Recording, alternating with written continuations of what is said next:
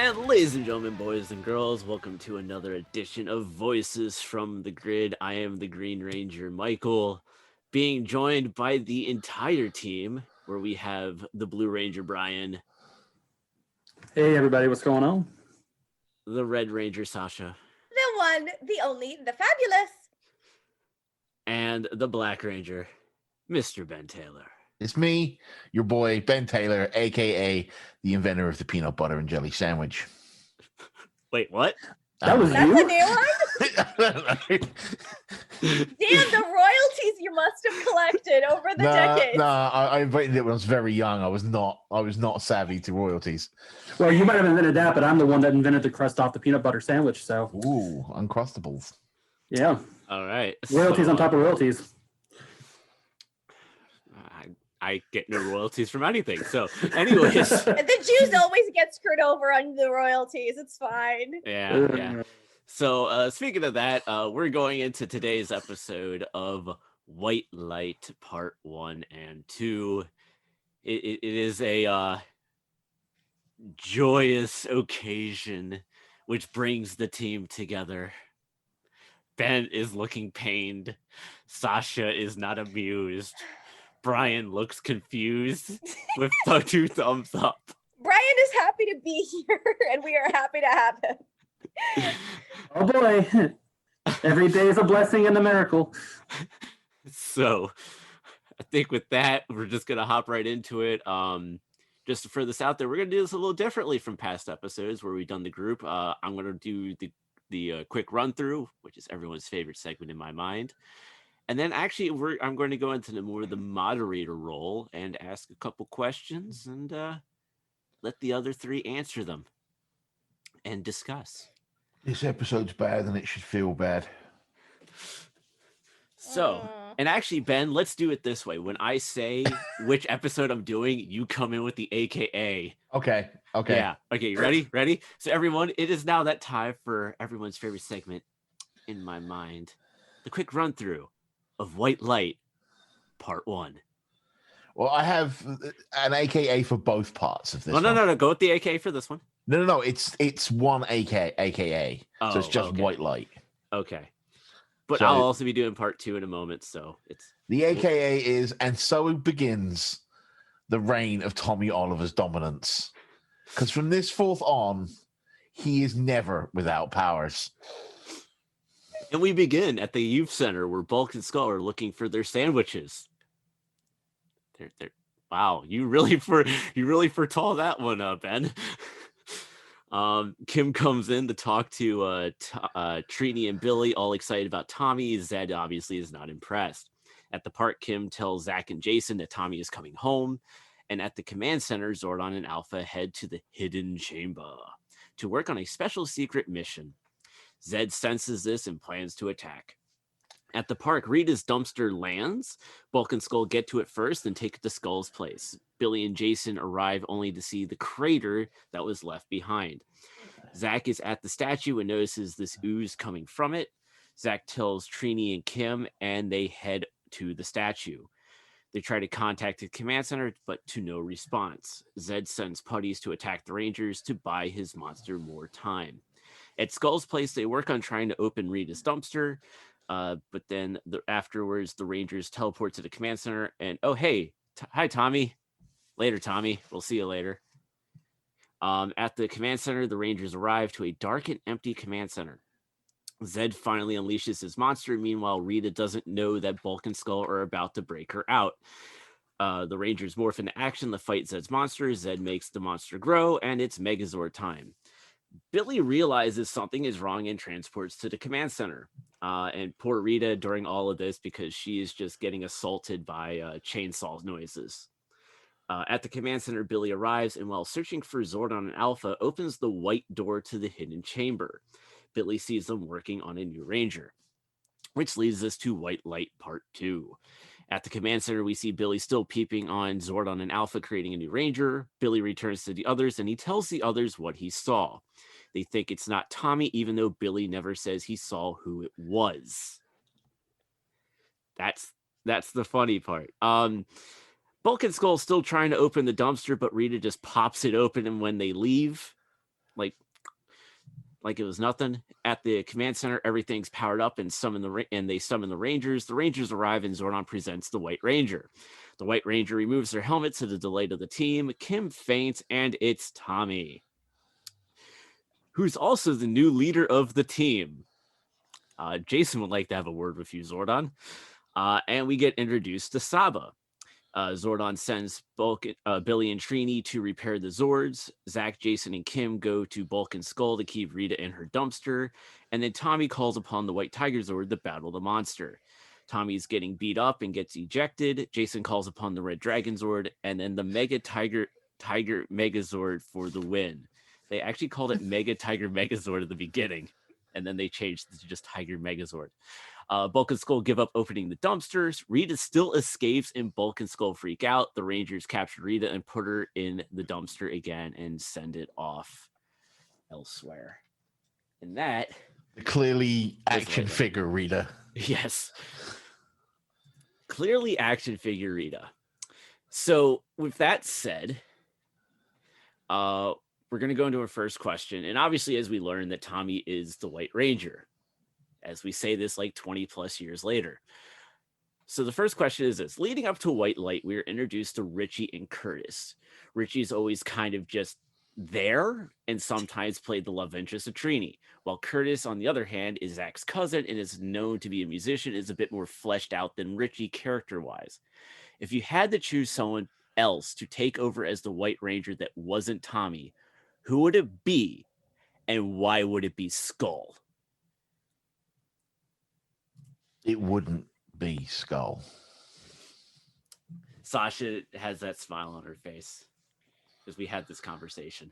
We did, and I don't know. I told Mike, and now I'm telling all of our listeners and you guys, is that like on the one hand, it's really intriguing because it would have actually worked well to sort of build Skull's identity a bit more outside of the Bulk and Skull, and it would have been cool to see him like trying to figure out how to be a ranger, while first of all learning that his bullies are now the Power Rangers, while also having to keep the secret from Bulk. But at the same time, it feels kind of wrong to add conflict to this perfect duo that is, I don't know if Skull is quite yet ready to be a Power Ranger. Talk to me when we get to Turbo. Yeah, it reminds me of the conversation you and I had recently, Sasha, where spoiler alert, I'm rewatching Dino Thunder right now. And out of the blue, I went, man, I feel sorry for Devin. And Sasha's like, what do you mean? I'm like, well, he was supposed to be a Power Ranger. And she's like, what? And so I explained about how Devin was originally supposed to be a Power Ranger and had to keep that from Cassidy. And that reminds me kind of what you're trying to set up with Bulk and Skull here. But my answer would not be Skull. Who would it be then? Right. First of all, I know there's this long and storied rivalry between myself and Mr. Thomas Oliver. I want it pointed out that narratively, Tommy was the correct choice to be White Ranger. I mean, he was kind of the only choice, but fair. However, they did it wrong. Like, they didn't do it very well narratively. There were a few miscues, and it was much too quick of a turnaround to bring him back, right? However, if I had to choose someone other than Tommy, I would choose a brand new character. I would have it either be an alien to set up the Alien Rangers for next season, maybe someone from Eltar that Zordon once knew, or I would have it be someone they dug up from the ancient past, which would set up the Shogun Zords for next season. That's a really good answer. That would be that's who I would have it be. I'd have it be a brand new character. And I would have it because you see glimpses of things that are going to come down the line in this season, like in Ninja Encounter, you get your first introduction to ninjutsu, which we'll see in season 3. And then there's just, and like Wild West Rangers, which we'll get to at the end of the season, sets up the idea that there were Rangers before the Mighty Morphin Rangers, right? Right.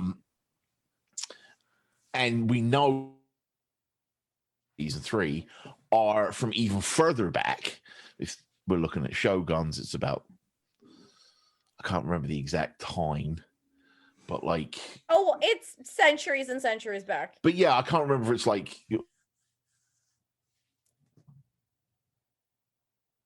If we're talking like actual Japanese history, like the shogunate was around in like the 1600s, 1700s, stuff like that.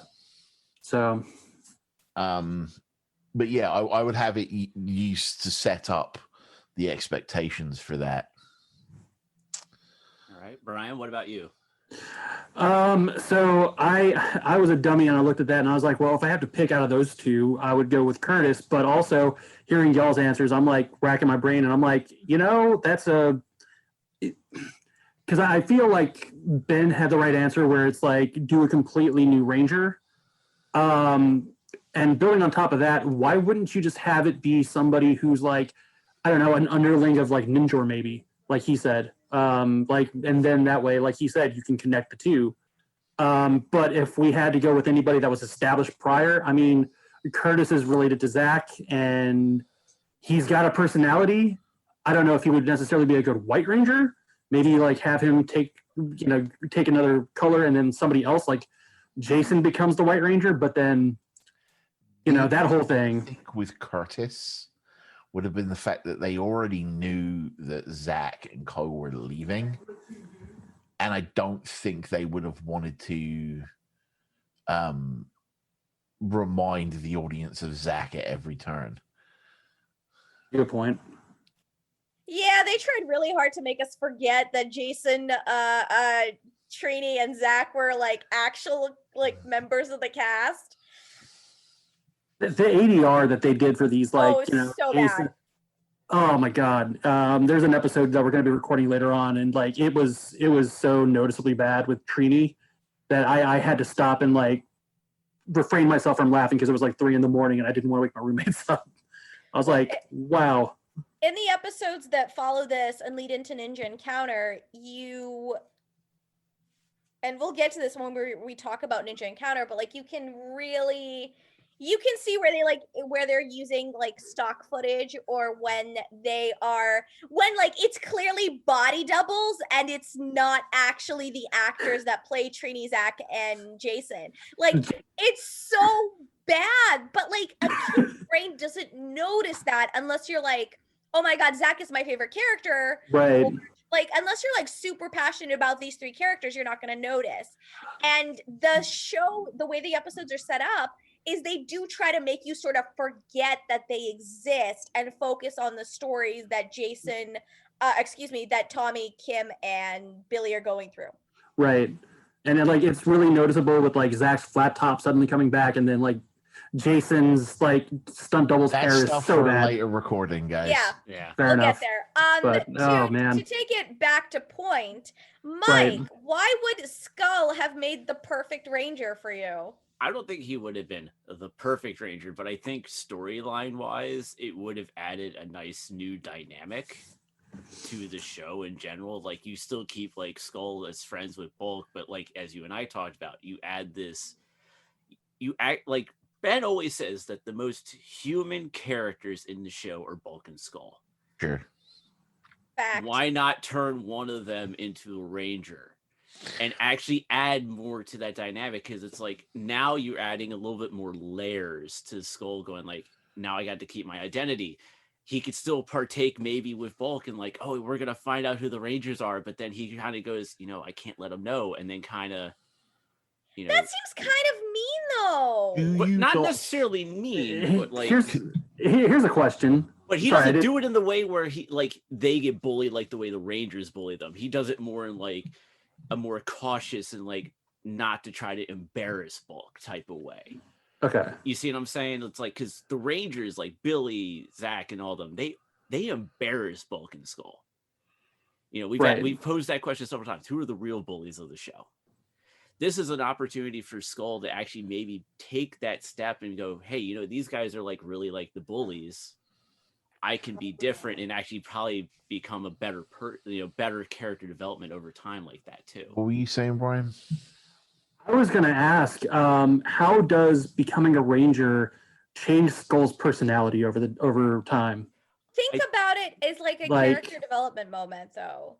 Yeah.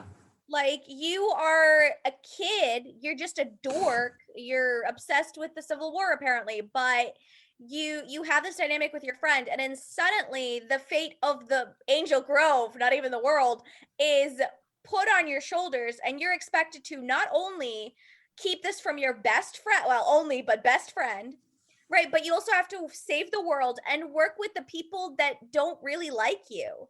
That if that's not a character building experience, I don't know what is. Those would be some very interesting episodes, I think. Counterpoints.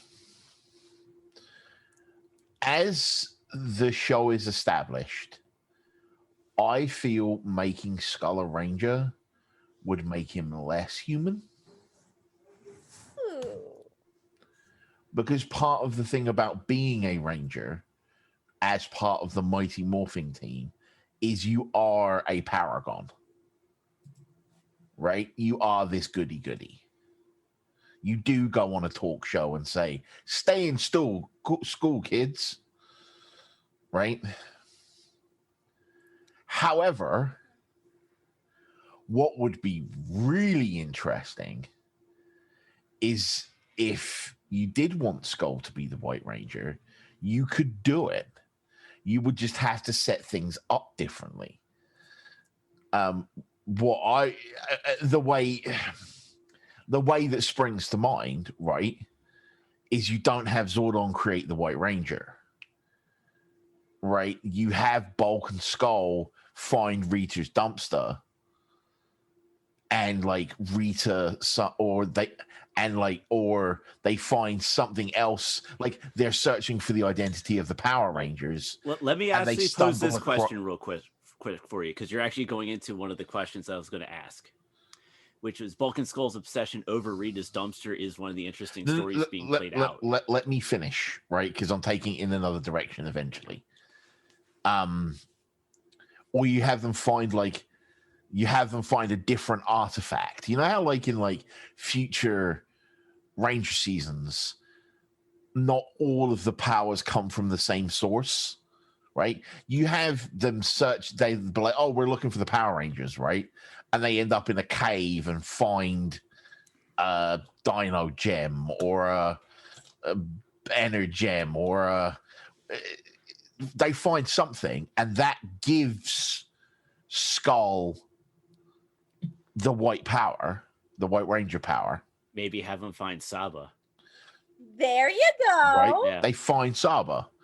Interesting. And he binds the Skull, so it has to be Skull that's the White Ranger. And then Skull doesn't have to keep it from Bulk, because Bulk's there when he finds the power, right? And they can both improve as people because one of them can actually help save humanity. Yeah. I love that, but counterpoint to your counterpoint about Skull becoming less human as a ranger. What if instead of him becoming less human, the Power Rangers themselves become more human? I mean, that's not really in the cards, though. I mean, right, as things stand. Right, but with the way that I was saying about him finding Saba, it's a possibility that they may change. But if he's indoctrinated into the Zordon way of doing things, it is highly unlikely. No, that's fair. I think if things had been adapted the way you're suggesting, it would have made the Rangers more human. Man, I suddenly want to rewrite this season. I pose a question, and it's a hypothetical. It's not going to go anywhere necessarily, but I just had an idea because Bulk and Skull are the ones that find Saba. So just using this as an example, there's a season of Kamen Rider called Double, where it's literally two people fused into one. What if either Bulk and Skull could share the White Ranger power together, or they could trade it off? So like they either... I think that would be a little too complicated for a kid's show. Especially for the 90s. Yeah. Just throwing an idea out there, seeing if it stuck, and it obviously didn't. So I also like the idea that Skull get if we're going with the idea that Skull finds Saba, right? And Skull becomes the White Ranger. Again, this is all hypothetical in my little rebooking of season 2. If Skull were to find Saba and go off and join the Rangers in fighting and get the ability to become a Power Ranger, Bulk would then find his own way to contribute. Do you see what I'm saying? I really, and we'll see that when the 4 of us record a much later episode about Ninja Encounter. But we'll get to that when we record Ninja Encounter. Yeah, but sticking with Bulk and Skull. Yeah. Bulk and Skull's obsession over Rita's dumpster is obviously one of the more interesting stories being played out in White Light. What do you think would have happened if they had succeeded and spoke with Rita instead of passing out? I think they would have spoken to Rita and then passed out anyway, but Right.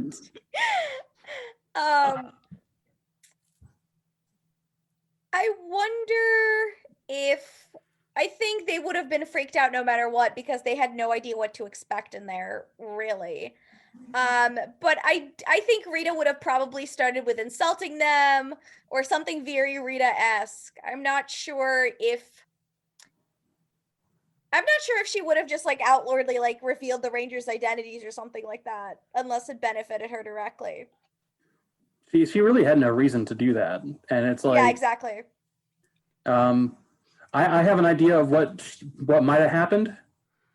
So given that Rita is in the business of employing aliens like Babu and Squat, I'm sure that she would have probably tried to convince them to join her in exchange for like powers, riches, or something else. Now, I don't think necessarily the Bulk and Skull would have joined her.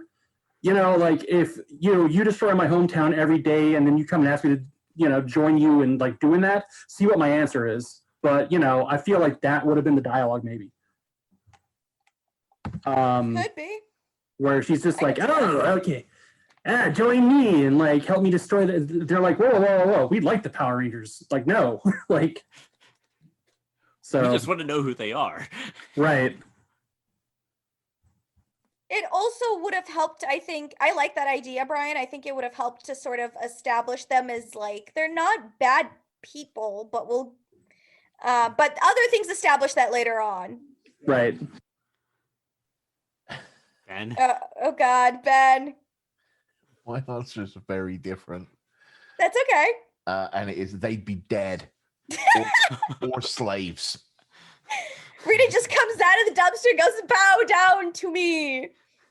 Well, she literally refers to them as a human Squat and Babu the moment she sees them, right? And she always thought Squat and Babu were below her, right? So, and she's proven that she has no qualms in actually destroying human life, and she's been cooped up in a dumpster and is really pissed off.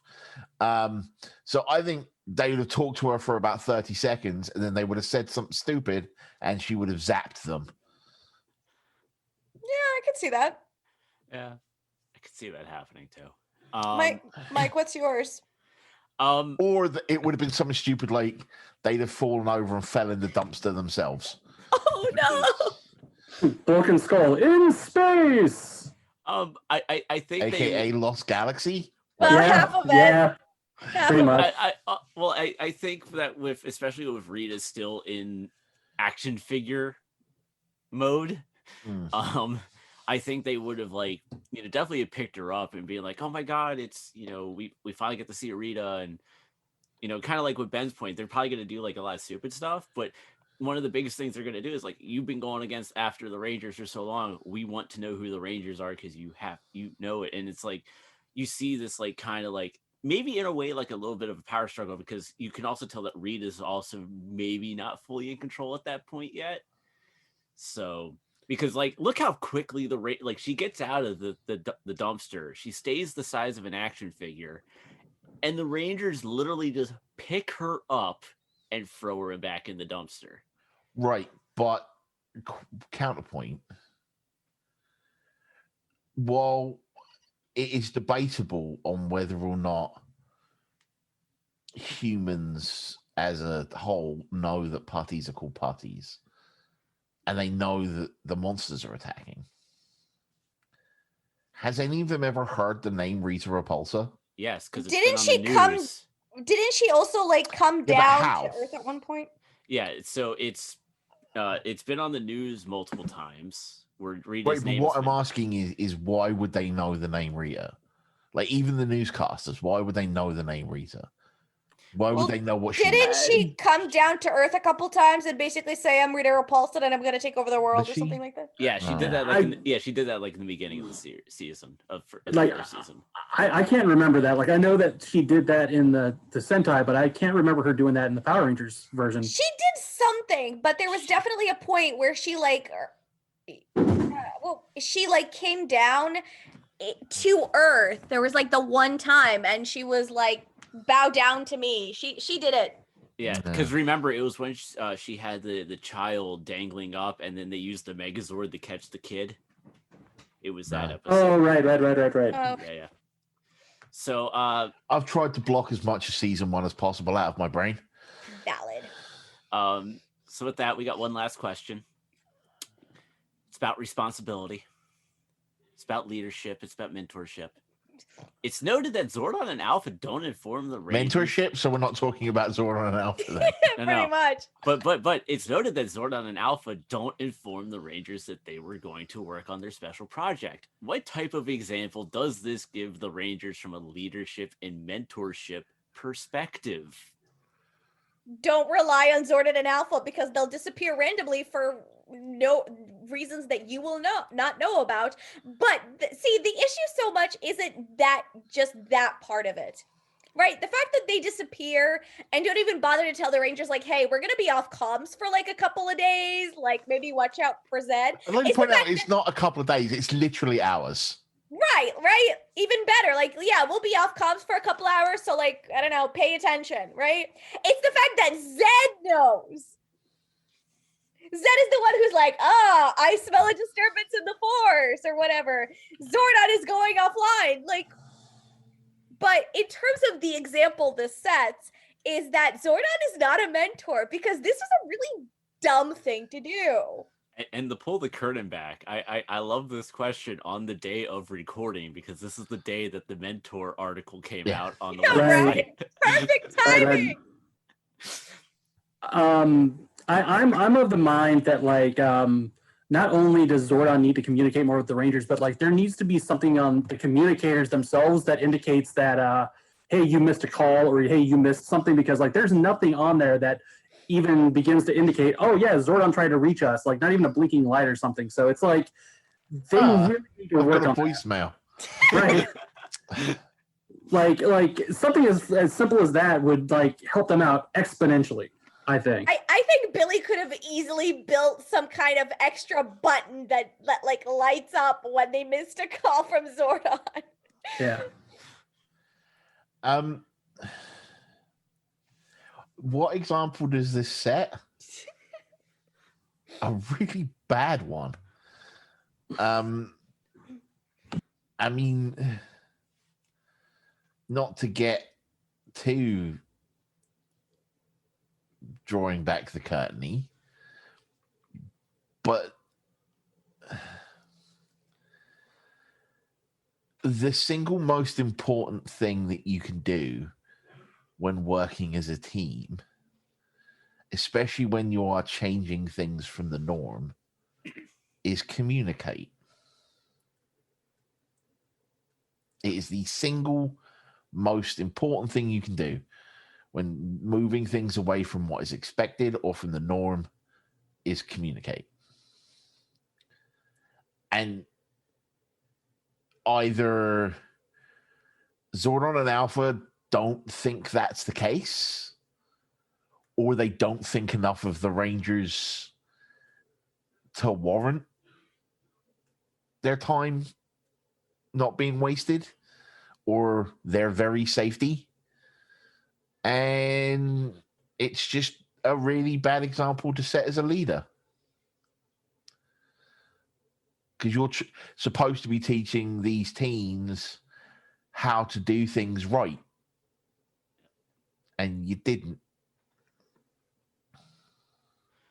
Yep. I mean, we've talked off offline, quote unquote, multiple times about how like Zordon is not, he doesn't actually mentor. Like, he's not really a guy I would want to go to advice for. He can't even provide good, decent battle strategy. Here, He's have a just- sword. Oh yeah, here's a cool sword. What does it do? It talks. But he's just, I think, even doesn't like Alpha bring up something about like, shouldn't we like something about like going dark and like, shoot, I should have made a note about it.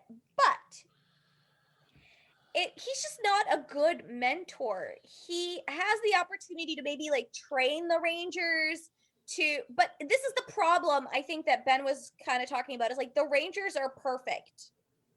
Air quotes.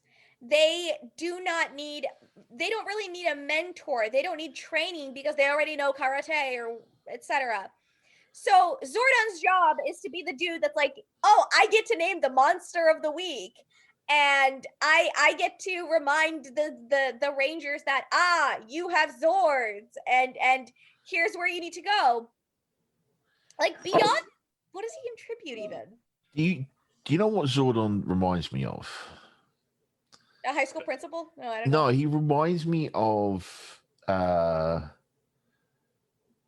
officers in like the First and Second World War that were never actually on the front lines, and all they did was stand around and move things on a map and tell other people what to do. That's what he reminds me of. He's not actually contributing in any way. Like Alpha I'm pretty sure has those contributed officers more. contributed more. Like Alpha has contributed more because like Alpha has actually legit gone out to save a kid. And Alpha is also the one that says, don't worry, whoever, we'll rescue this or we'll solve this. Alpha provides, at the very least, a necessary moment of it's going to be okay. You know why Alpha is more useful than Zordon? Like, bottom line, opposable thumbs. And at that point, just hands, really. I'm just saying. At least Alpha can hold a thing. Right. Yeah. Zordon just talks and decides who the leader is based on for no reason. Yeah. Yeah. So how do you think Jason feels on this from a leadership perspective? Because it's To like quote Jason, that's This is great. This is great. I was like, oh my God, are you kidding me? So I had I think I mentioned this when we talked about sort of our season 1 and our experiences with Power Rangers. Like, I'd never actually seen this portion of Power Rangers because the Russian dub, I think, ended right around the time Zed showed up or something like that. I don't remember exactly. So I have zero recollection of this. But the fact that Jason, who has been leading this team, who's been in charge, who's been the one to rely on, suddenly go, that's great. And Tommy being the leader for no reason other than he has a fancier outfit is insane. You don't just decide randomly to make one of the other Rangers a leader just for fun. He's like, hey, let's let Kimberly be the leader next week. Right. Yeah, and I could say it from like, at least from the sports perspective, like if you're the captain of the team, you're normally voted on by your teammates to be the captain. Yeah. It's not just randomly given to you by the coach or anything like that. Right, but it's quite clear the way they've been writing it that they would have voted for Tommy. Yeah. Because they've been deifying him for a season and a half. Like I would he's an inch from apotheosis at this point. Like it would have made more sense to keep Jason the leader right now, and then when we got to power transfer it off, right? Yeah, transfer the leadership off, because that way it's like, you would have had a more natural transition from leader to leader rather than just, oh, well, Tommy's the leader now because he's the White Ranger. And Jason's just like, I mean, great. Don't they sort of do something like that right before? No? No. Zordon just goes, he's the new leader of the team. No. Sorry, let me rephrase. Not here. I mean, later on in power transfer. Or am I just misremembering? You're misremembering because, literally, Tommy becomes the leader of the Power Rangers by Zordon going, Tommy's now the leader of the Power Rangers. Yeah, like Zordon literally says, I trust that you are happy with your new choice for leader of the Power Rangers," and Jason's like, "This is great." And apparently, that was like something that they hastily put in there. Yeah, because you could tell that Jason kind of was like, "That's great," but you could tell by the facial expression it wasn't like overly great. He was probably saying that about like, "Oh man, Tommy's back. That's great," instead of like, "Oh, he's the new leader. Oh, that's great." Like, God, okay. Because the line is like, I'm glad you. I take it you are all glad with my choice of White Ranger and new leader of the Power Rangers, right? Yeah. Which is like asking someone, "Have you ever eaten sugar or PCP?" Right? Also, something that is never addressed thus far is Zed's obsession with Tommy. Yeah. Well, in the beginning, it was just to take away the powers because he knew he was the weakest link. But there was also a bit in this episode where he's like, "And the Green Ranger, the previous Ranger, Tommy will return to my side," and then he never references him again until after he's the White Ranger. Yeah, he just lost sight of him. That's all. Like, well, that plan just evaporated, imploded on itself. Okay. So, does anyone have anything else they want to talk about the episode? Because I've got a few things. I might have a few things, but you go right ahead. If you want to start while we look through our notes, I'm game for that. All right. So, the very first thing I want to talk about is Tommy being brought back as White Ranger and how it was apparently done because of a mass letter writing campaign at the time of Green No More going out, and how I absolutely don't believe that. I don't buy it for a second. And here's why. Green No More Part 1 aired on September 27th, Part 2 on September 28th. White Light Part 1 aired on October 17th and Part 2 on October 18th. That's 19 days apart. That's 19 days to air the episodes, have kids write the letters, mail the letters, the mail to travel, because bear in mind there weren't email back in these days. Read the letters, negotiate a contract, unnegotiate another contract, film scenes, edit scenes, cut scenes, print scenes, distribute the episodes, all while him still being involved in the episodes between Green No More and White Light. Question though. And yeah, you bring about points, but did they mention specifically when the letter writing campaign took place? It was after Green No More. That's weird. I think what it could have been is that you probably were getting letters from the get-go when Tommy first originally lost the powers. Yes. In season 1, and I think it was those now, letters. If that's the case, that's fine, right? Yeah. But don't say a letter writing campaign after Green No More. Yeah, because realistically, that's really like I could see a letter campaign being from season 1 to save Tommy. Absolutely, yes. Yeah, that would make sense. And honestly, whoever came out with the thing that is from Green No More, that like you just said there, the timing of that is just, it doesn't make sense. Whereas the timing of a season 1 episode where Tommy loses the powers to the point of where we get the Green No More makes a lot more sense. I'm gonna check something. You guys talk on. Yeah. So, Bri, you got any notes? I've got a few, but I mean, I will say, like, even though as an adult, here we are talking about Tommy in such a way, back in the day, it was cool to see, like, oh, cool, he's back. I mean, he didn't really ever leave, though. That's the thing. It's like, I can't miss you if you don't leave. So just a small note, Green Candle, which was the first time he lost his powers, aired literally a year before. Okay. So that makes a lot more sense. Yeah. Everybody's like, no, like, save my favorite Ranger. And he absolutely was a fan favorite Ranger even back that early. Otherwise, they wouldn't have cast him as the White Ranger. So, but I don't know. I mean, when you have a mullet that beautiful like his, I mean, sorry, I had to make pretty good mullet. Yeah, it was a really good mullet. I mean, that was the thing back in the early 90s. So, but yeah, like I just wanted to point out that the timing to me didn't completely add up there. Yeah, that timing does not add up at all. Yeah. What was your note that you were trying to talk about, Brian?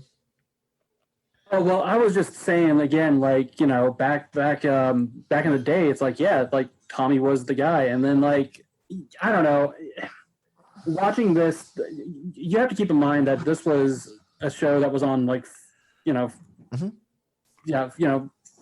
days a week. And, like, I don't know, it all kind of ran together for me, like, back in the day. And, like, so watching this, I had to kind of, stopping and be all like, oh, right. I don't know. But like going back to, sorry, I'm getting interrupted by Cat here. But going back to just thinking about this episode, I mean, as our prior discussion, I do think that they could have done things differently.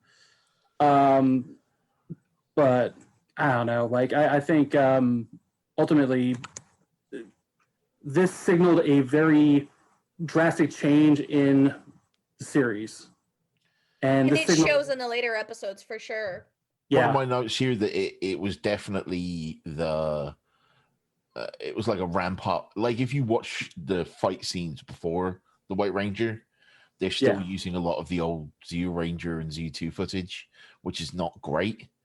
But then we get into the more. It's almost like because Dire Ranger, because like Dire Ranger had a slightly different fighting style, right?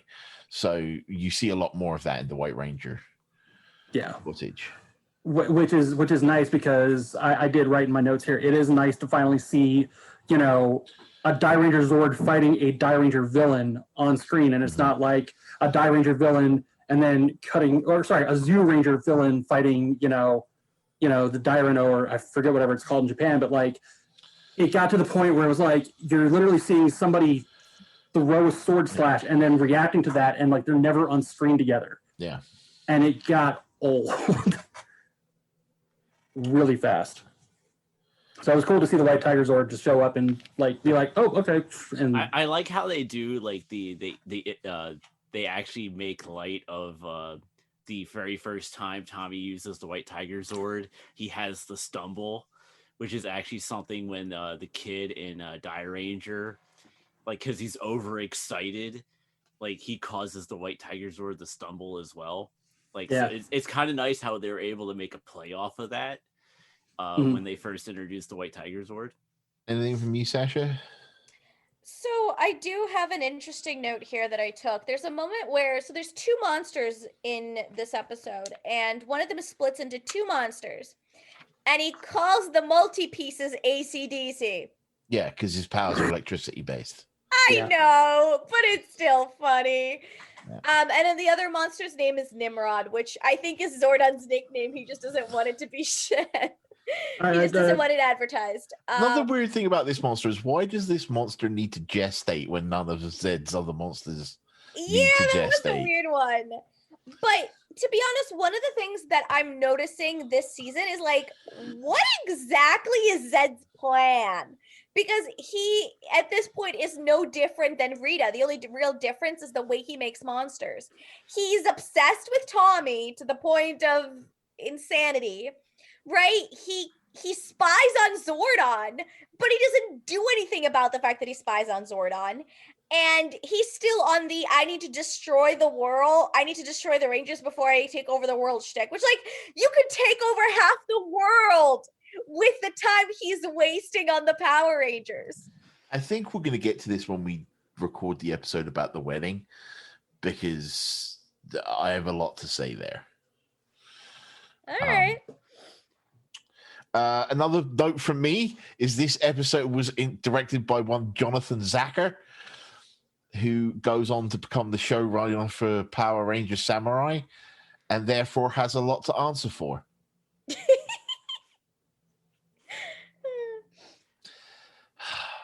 And then also another note, Saba is voiced by Tony Oliver, who is one of the producers of the show, and is also the reason why Tommy has the last name of Oliver.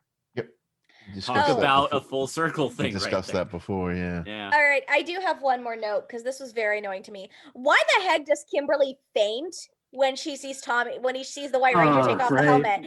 Like, give me a freaking break. There is no real reason for this. There is none. It's like, oh, I'm a girl, and this is my foot.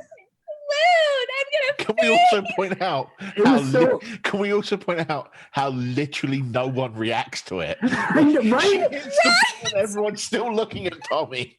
Like, oh, Kimberly fainted. Okay. And did she have a concussion? Those look like hardwood floors in the command center. Like, did she bump her head? There's like a whole bunch of metal bulkheads and like tech pieces everywhere. Like, but it just it was just so random and so distracting. The funny thing is, and to pull the curtain back a little bit, we do record these episodes out of order. And I did my notes recently for Wild West Rangers towards the end of the season. And she faints again in that episode. And I literally have a note about, does Kim have anemia issues? Like, does she have blood pressure problems? Oh, that's not a great thing to have when you're a Power Ranger. Or a pilot. Or a pilot. I'm glad she's not the Red Ranger then. But yeah, like, oh man, I don't know. Like, it was so like, you know, I'm basing off memories because I haven't seen Wild West Rangers in a very, very long time. I can imagine her like seeing a new version of her friends and like that, you know, an older version of her friends and like fainting from that. But like she faints when she sees Tommy. Oh my god! Are you kidding me? The White Stranger. Yeah. Oh my. And then, like, he like picks her up and he's like, "Hey, beautiful." She's like, "I can't believe it." I'm like, "Ugh." Everybody's like, "Oh," and I'm like, "Ugh." Okay, I haven't had dinner yet, but if I had, I would have lost it. First of all, like, ideas for when we record this episode. I can't. I have so many, like, one of the things we've constantly talked about is Power Rangers does not do romance very well, with some exception. But generally speaking, it's not great even when it's there. Have they ever done a really good romance? Time Force, maybe? No. Andros and Ashley? Yeah, maybe. Okay, we with a couple of exceptions, but this is just like the most cliched, like kid. It's storybook. Like, it's two story. Like, this is an action show about people fighting the forces of evil to save their livelihoods, their city, right? Their planet even. And here we have Kimberly swooning over the boy she knows is coming back.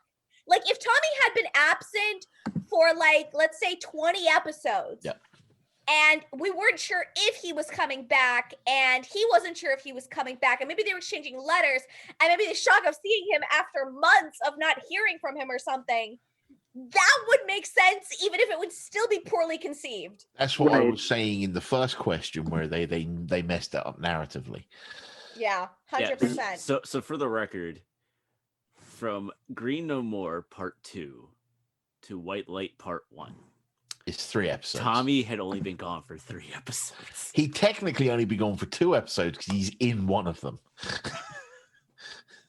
It's just, it's so ridiculous. And so, like, we get it. Kimberly's the cliched girl and she wears pink. Like, okay, we got it.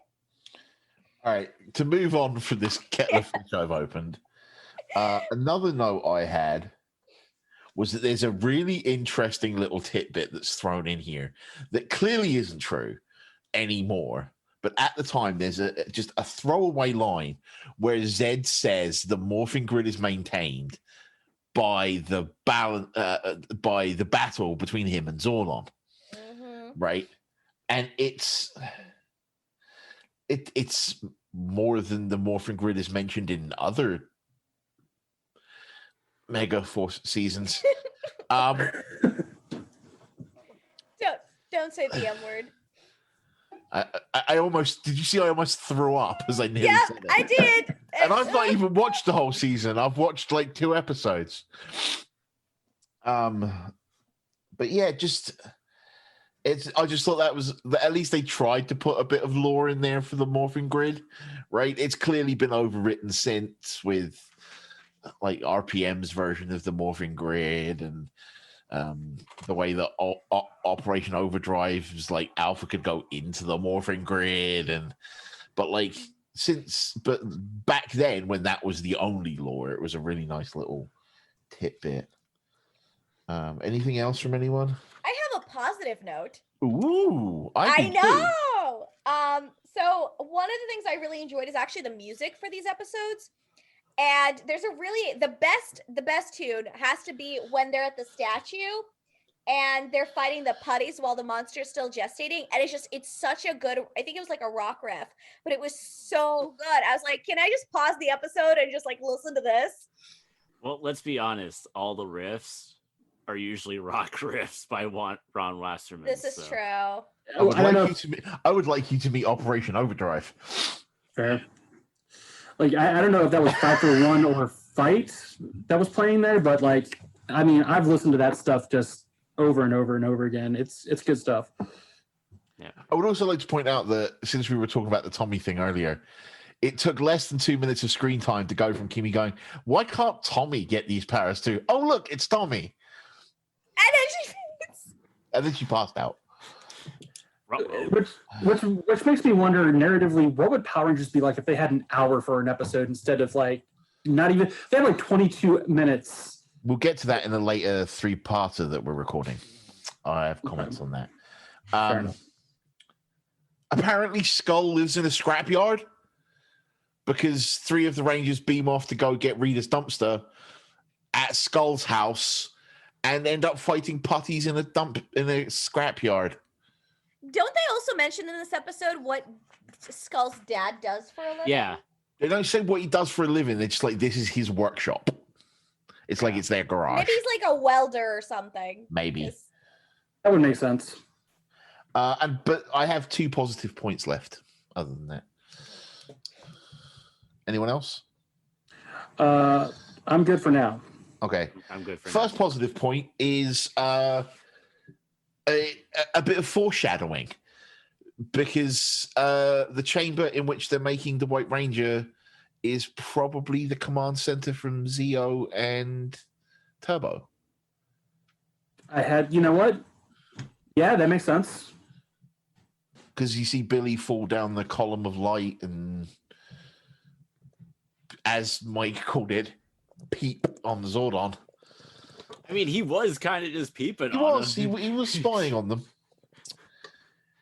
And then my other positive is this episode is directly responsible for me sitting here. I've told the story before, but about 2 years ago at this point, Mike, myself, and a friend of the show, Jordan, better known as the narrator in our introductions, were on a long trip back from a convention in Wilkesboro, North Carolina. Yeah. North Carolina. And I randomly turned around to Mike and said, "Hey, Mike, I've got a question." He's like, "Yeah." And I said, "You know how, like, in Power Rangers, Zordon and Alpha, like, manufactured the White Ranger in, like, season 2?" He's like, "Yeah." I'm like, "How long did it take?" And he's like, "I don't know, a couple of episodes." I'm like, No. In time, in the world." He's like, "I don't know, a couple of hours." And I'm like, question. Why didn't Zordon mass produce Rangers? Because if it takes a couple of hours to scoop out a Ranger, right? Why not just create more? Like the next time Zed spies on Earth, he's like, it is time to destroy the power. Why are there 27 of them? And that led into like a 3 or 4 hour conversation about Power Rangers and different seasons and all this sort of stuff. And I said, Mike, where would be a good place to start watching Power Rangers? And he was like, Just start at the beginning. I don't know. And I'm like, well, I guess I'm watching all of Power Rangers then. No, And no, it's I think I directly- told you to start at the beginning because, yeah. You might have done.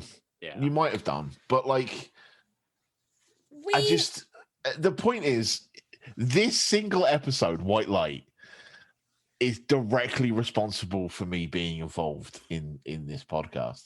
For a 9-hour car ride back from Wilkesboro, North Carolina, half of it was spent on this. I mean, that sounds like a great way to pass the time. I don't understand the problem, Mike. Hey guys, remember conventions? Yeah. That's just mean. I'm not gonna lie to you. Yeah. I'm not gonna lie to you. I watched someone's like vlog from PAX right before the lockdown the other day, and I nearly cried.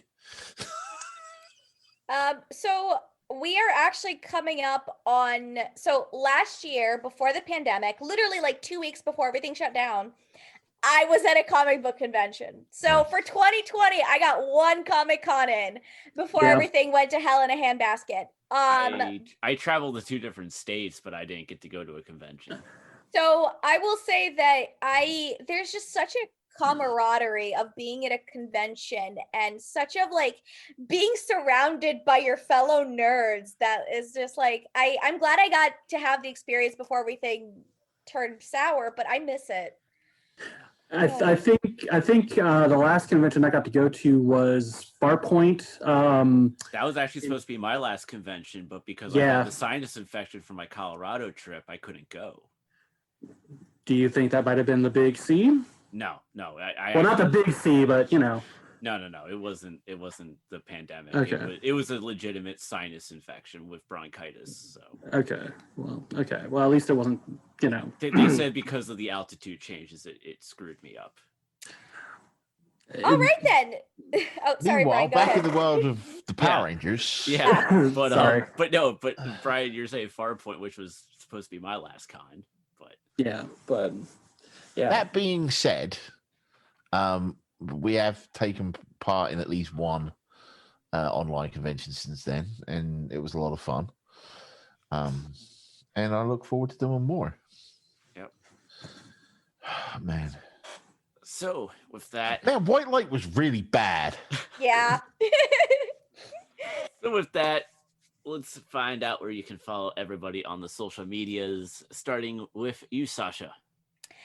Well, you can find my lovely self at geekgirl101.tumblr.com. Yes, I know it's Tumblr, but you can carve out your own little niche. I know I did. And when I'm not getting hate mail, I actually have very nice posts. And of course, Geeky Kaplan, after the best superhero ever, Billy Kaplan on Twitter. And of course, geekycaptainwrites.wordpress.com if you'd like to read all of my comic book and nerdy musings in full length. Brian. You can find me on Twitter at OneDrunkGeek, which is my personal Twitter, and you can also find me at CastwaveStudios.com. We're going to be hopefully revamping our shows here in a little bit.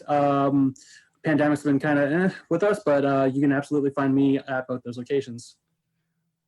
All right, Brian. Hold on. Let me get warmed up for this. You just call me Brian. I mean, Ben. My Ben. name's Brian, and so is my wife. That is a quote from a movie that no one that's listening to a PG-13 show should be watching. All right, Ben. I'm warmed up. Let's do this thing. All right, so it's me, your boy, Ben Taylor, the inventor of the peanut butter and jelly sandwich. And you can find me on the internet at many different places, starting with Twitter over at Bob T. Goldfish. You can find this show on Twitter at VFTG_PR. You can find my many musings on the seasons of Power Rangers that I've been writing over the months over at txhthockey.com/Ben's-journey. Can't promise you what one will be the most recent one to come out when this episode airs, because I write them ahead of time. We record these ahead of time, and who knows what time may bring. And you can find me doing the video game thing over at twitch.tv/321_TV. All right. And then you can find me on the socials, Twitter at the Lindenbaum75, Facebook at facebook.com/X75Productions, Twitch doing the gaming thing just like Ben does, twitch.tv/TheMichaelX75, and of course the website is always txhthockey.com. Doing the thing. And for this show specifically, VFTG. So with that, Ben, take us away, Ben. Yep, it is time to bring this episode to a close. And it is time to say, as I always do, guys, gals, and non-binary pals, in the words of the 16th President of the United States, Abraham Lincoln, be excellent to each other. And party on, non-gender specific honorifics. And until next time, be sure to grab your power coins and your power morpher. And may the power protect you.